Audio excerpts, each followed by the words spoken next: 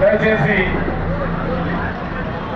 Road పైన ఉన్నటువంటి కార్యకర్తలందరూ కూడా ప్రాంగణంలోకి రావాలి. ఎందుకంటే మరి కొద్దిసేపట్లోనే మన ప్రీతమ నాయకులు జగన్మోహన్ రెడ్డి గారు ప్రాంగణానికి రాబోతా ఉన్నారు.